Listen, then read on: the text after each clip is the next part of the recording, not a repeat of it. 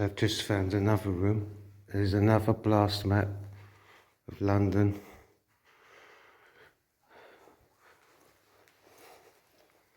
Identification and nuclear blast burst details.